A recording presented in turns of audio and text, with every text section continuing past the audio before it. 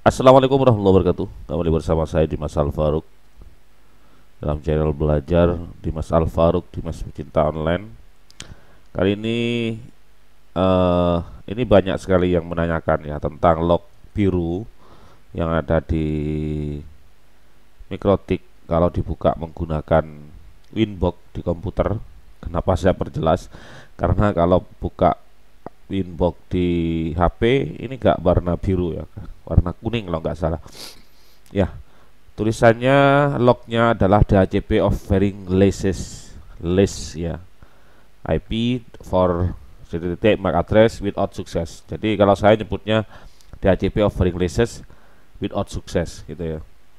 Ini log apa teman-teman? Ini adalah log bahwa ada sebuah perangkat dengan MAC address ini sekian, ini 62 sekian sekian ini eh,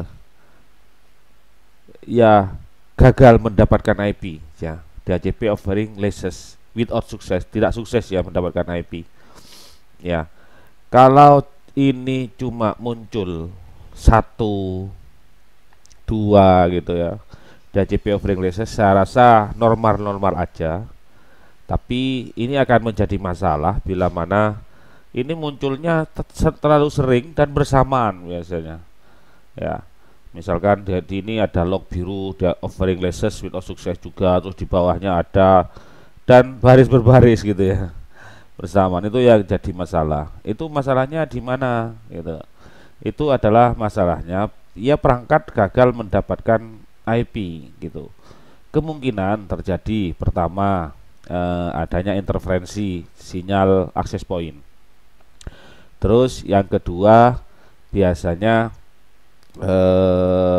access point ya itu sudah melebihi batas kemampuan menampung user ya. Perlu diketahui untuk saat ini saya ambil kesimpulan ya untuk access point bekas Indiham gitu ya. Kalau dulu mereka itu bekas-bekas gitu bisa sampai 25 ya, bahkan ada yang sampai 30 user gitu untuk satu akses point gitu ya.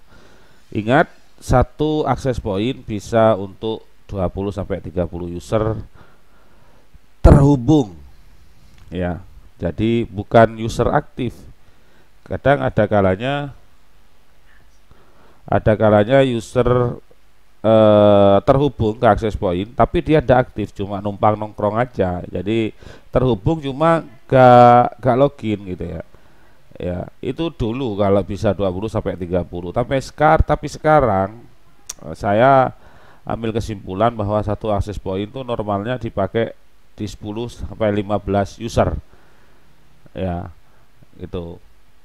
Kenapa? Karena untuk AP-AP bekas plat M dulu, yang dulu itu sekarang sudah tidak sesegar yang dulu. Bahkan kadang ada mereka itu memang sudah bekasnya orang, memang sudah dirasa apa ya, sudah dirasa kemampuannya sudah berkurang, dijual lagi gitu. Rata-rata seperti itu.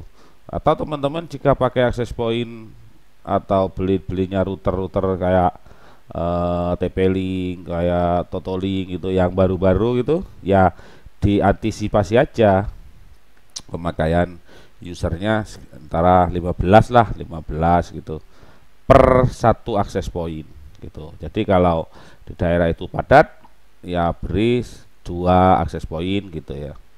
Ya, itu masalah kedua. Jadi yang pertama adanya interferensi antar bukan cuma antar user ya, antar akses point. Kalau sinyalnya 2,4 bisa dari apa saja, karena pengalaman untuk sinyal 2,4 GHz ini bukan cuma sesama akses point yang bikin interferensi, malah lingkungan juga ada, banyak banyak malah ya, lingkungan juga banyak. Di antaranya kabel-kabel listrik yang melintas di rumah-rumah warga itu yang sampai 2-3 kabel itu sesuai pengalaman saya itu juga bikin jaringan hancur ya. Kalau cuma kabel-kabel satu itu yang ke perumahan warga enggak lah. Itu kan biasanya ada 3 kabel biasanya melintas di pinggir jalan itu. Kalau usernya ada di sekitar-sekitar itu mengganggu sekali ya. Terus without sukses, nah ini kadang-kadang ya, ini cuma kadang-kadang muncul ya, seperti yang saya bilang, ini baru masalah jika ini munculnya banyak berbarengan, jadi banyak HP atau perangkat yang gagal mendapatkan IP. Nah ini kan cuma kadang-kadang, ya wajar lah kalau seperti ini ya. Kalau sudah barengan biru-biru semua itu, nah itu masalah. Ini kan memang apa, keluar masuk ya, akses pointnya HP-nya keluar masuk ke jaringan ya. Ini bukan main-main, ini banyak loh, ini usernya 300-an lebih ya. Dan masalah itu user access point without success, apa namanya, DHCP offering license without success itu, saya lihat beberapa mikrotik punyanya teman-teman yang user banyak, ada beberapa apa namanya server yang nyaris gak ada seperti itu. Itu yang menerapkan access point banyak di apa namanya, di pelanggannya. Jadi aja access point jarak 50 meter dipasang, terus jarak 50 meter dipasang lagi.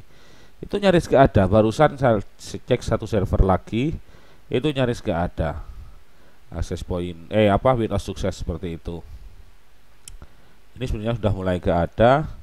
Nah ini lognya seperti ini, DHCP offering less without sukses. Pertama interferensi, yang kedua karena access point sudah gak mampu apa namanya apa namanya itu, menampung jumlah user.